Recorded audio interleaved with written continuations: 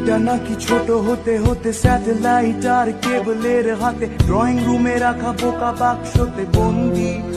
আহা হা হা, আহা আহা আহা আহা, ঘরে বসে সারা দুনিয়ার সাথে যোগাযোগ, আজ হাতের মুঠোতে ঘুচে গেছে দেশ, কাল সীমানার গন্ডি।